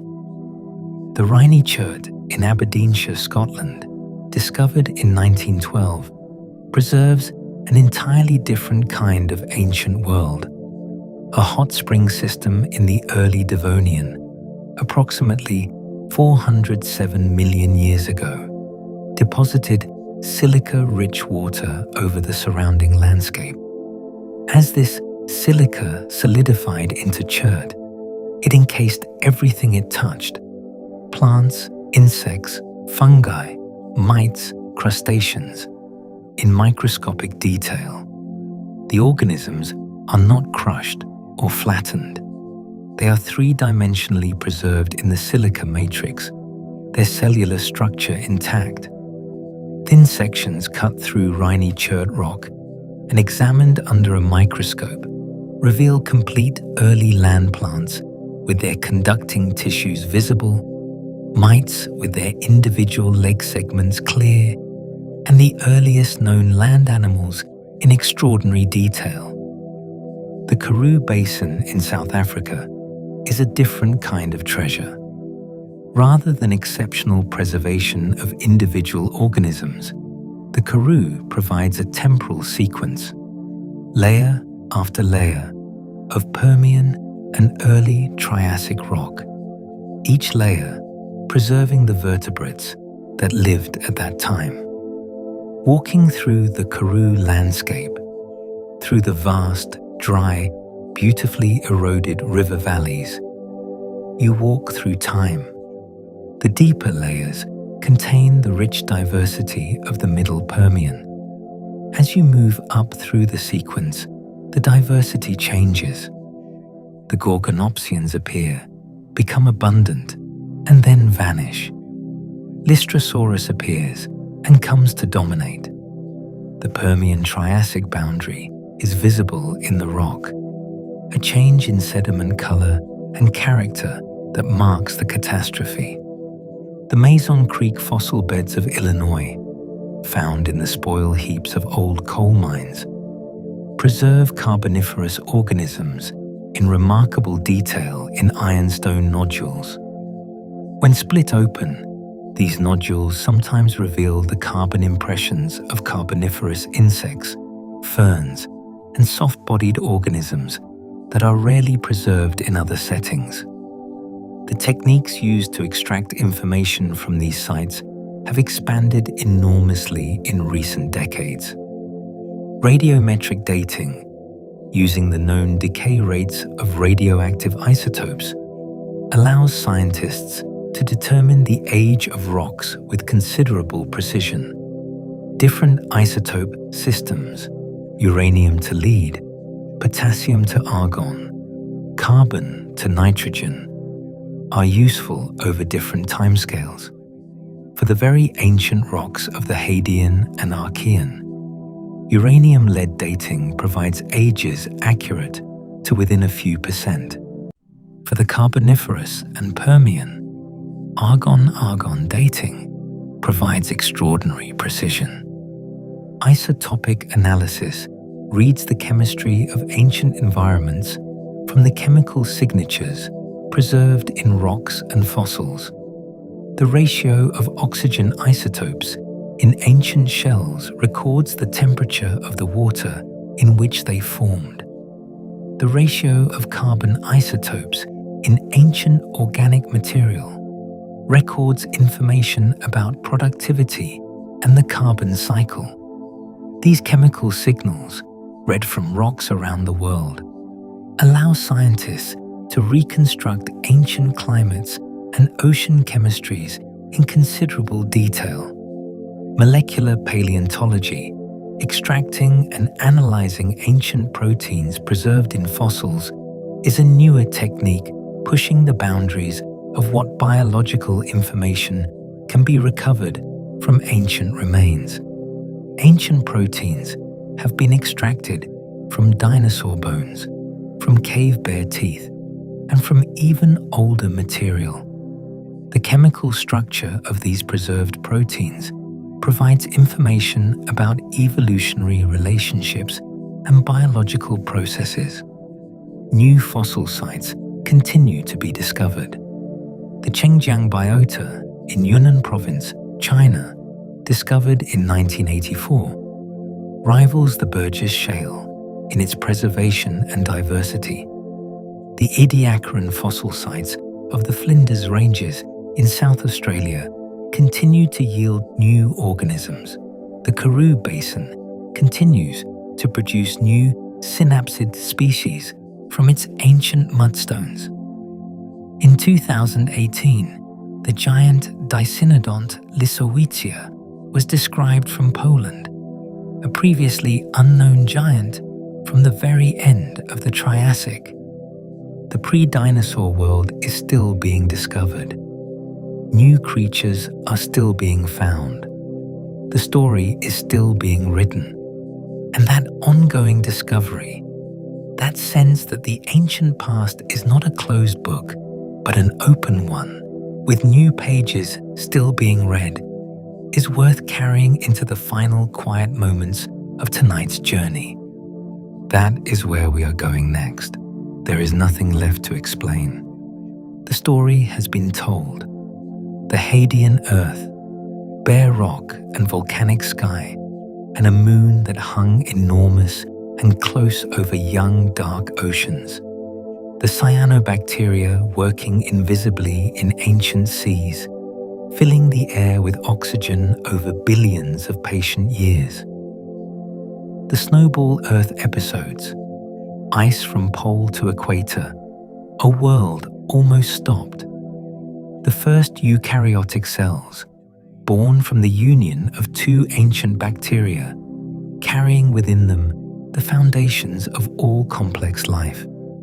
The Ediacaran organisms, those quiet, mysterious frond-like and disc-like creatures in the warm, shallow seas before predation existed, waving gently in currents that move 3 times more slowly than the currents of today.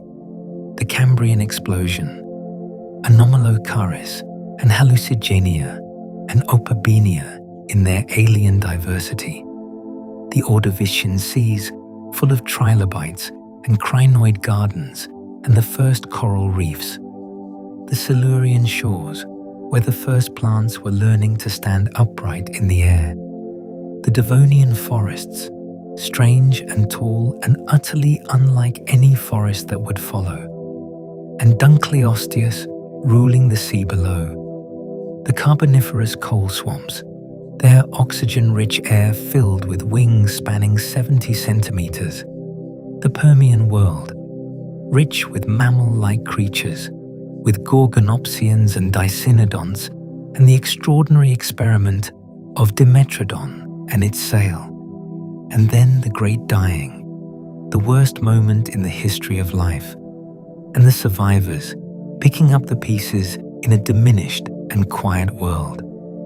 All of that is there now, somewhere in the mind, held gently, without urgency. What remains is simply to rest in it. The Precambrian represents approximately 88% of Earth's entire history. For most of the time that Earth has existed, the most complex living things on the planet were single-celled organisms, invisible to any eye, doing their quiet chemical work in ancient seas. The age of visible, complex, multicellular animal life, the age of things that can be seen and heard and touched, is recent. It occupies only the last 12% of Earth's history. And the age of the dinosaurs, which looms so large in our imaginations, occupies only a fraction of that fraction. We are newcomers, not just as a species, as a category of life.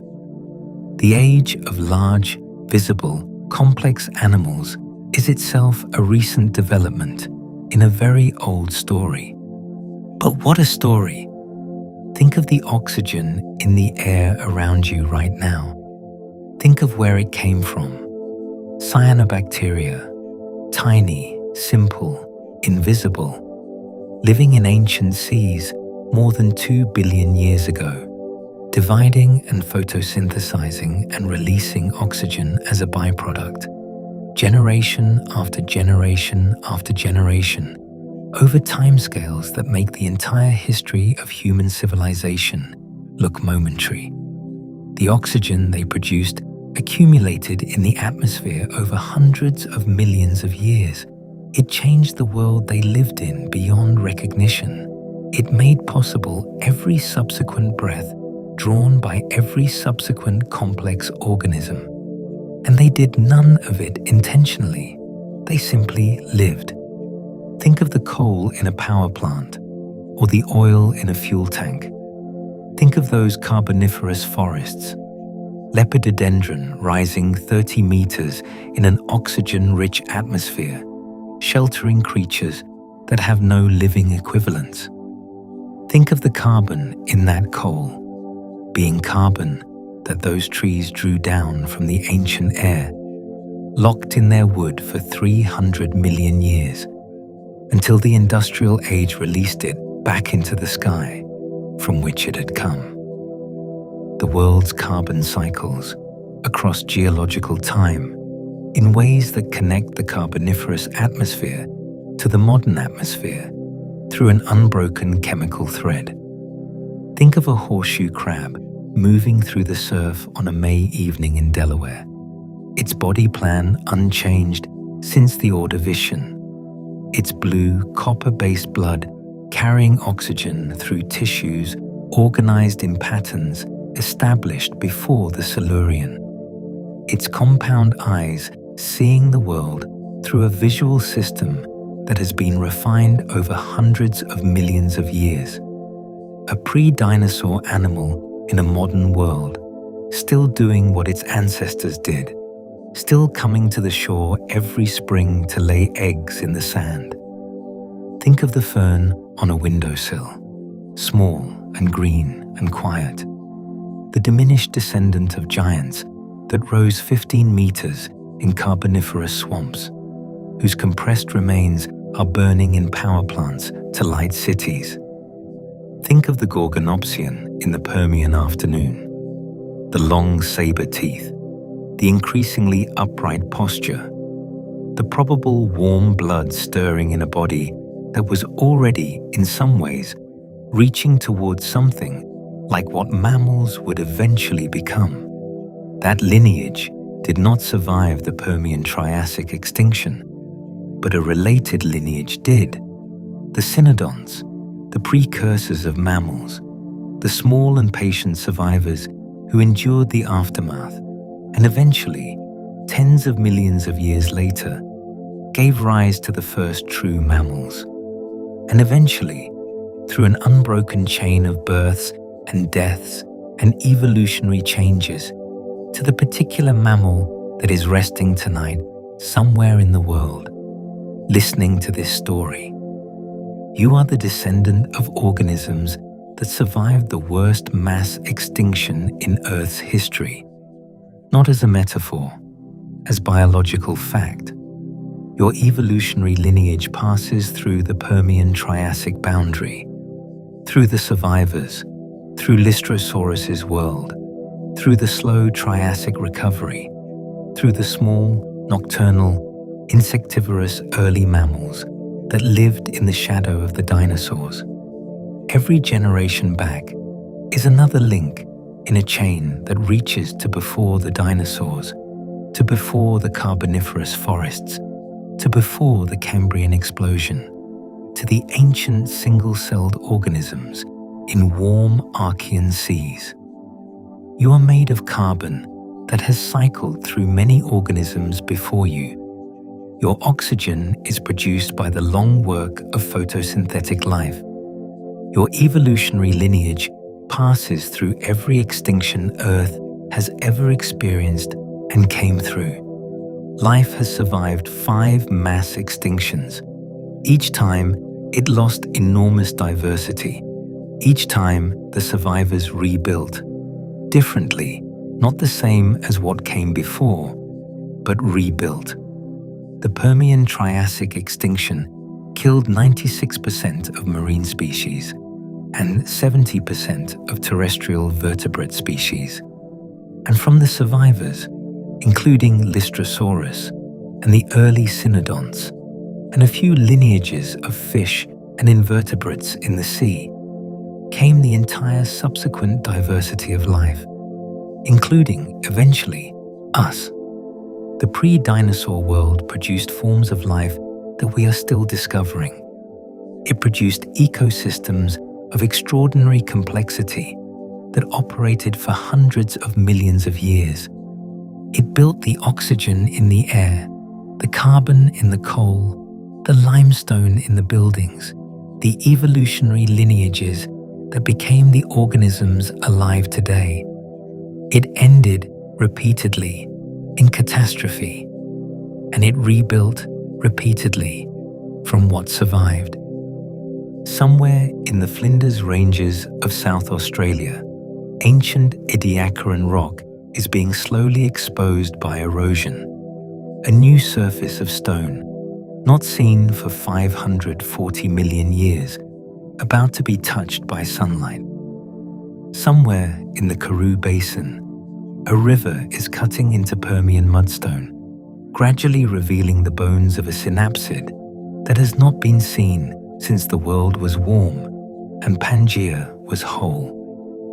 The pre-dinosaur world is still being uncovered, still being read, still revealing new chapters of a story that began 4.5 billion years ago and has not yet ended. It is late now, or early, or somewhere in between. The night is doing what the night does, turning slowly, quietly, toward whatever comes next. And somewhere in the atoms of the air around you, and in the carbon of your body, and in the oxygen filling your lungs right now, the deep history of life is present, not as memory, as matter, as the actual physical stuff of which you are made, which passed through ancient seas and carboniferous forests and Permian floodplains on its way to becoming, for a while, you. The Gorgonopsians are gone. Dunkleosteus is gone. Meganeura is gone. The trilobites are gone. The great carboniferous forests are compressed into the coal beneath our feet. But life continues, as it always has, as it always will, through whatever comes. Sleep well.